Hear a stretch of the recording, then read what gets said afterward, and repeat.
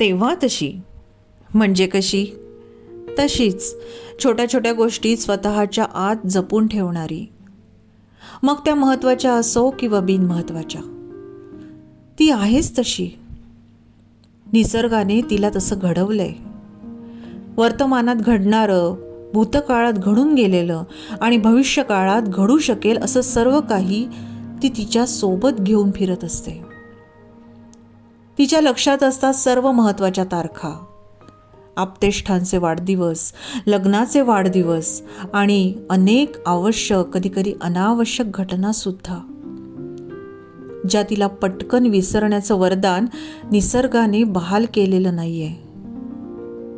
अशी ती.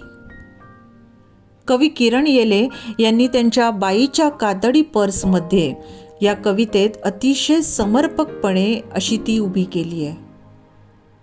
खूप छोट्या छोट्या बारकाव्यांसह या कवितेतली प्रत्येक वस्तू म्हणजे तिच्या स्वभावाचा आरसा आहे. कविता नीट ऐकली तर हे नक्की जाणवत जातं.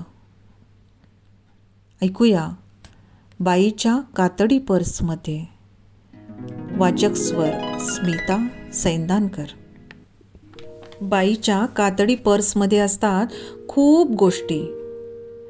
बाईच्या कातडी पर्समध्ये असतात खूप गोष्टी म्हणजे एक छोटं पाकिट, काही नोटा, काही सुटे पैसे, फणी, लिपस्टिक, छोटा आरसा, टिकल्यांचे पाऊच, सेफ्टी पिना, rubber band, hair clip, pen, वाणसामानाची यादी, दागिन्यांच्या पावत्या, भिशीच्या पावत्या, फोनची डायरी, संतोषी माता स्तोत्र, हनुमान चालिसा, कुठल्याच्या बाबाचा फोटो, नवऱ्याचा photo, Saridon, railway pass, credit card, mobile, लिमलेट, वा कसलं तरी चूर्ण, पाण्याची छोटी बाटली, सॅनिटरी नॅपकिन्स, सायकियाट्रिस्टचं व्हिजिटिंग कार्ड.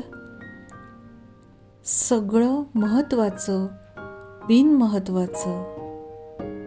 फक्त एक ओळखपत्र सोडून स्वतःच्या माहेरच्या नावाचं. बाईच्या कातडी पर्समध्ये असतात खूप गोष्टी. बाईच्या कातडी पर्समध्ये असतात खूप गोष्टी. कवी किरण येले.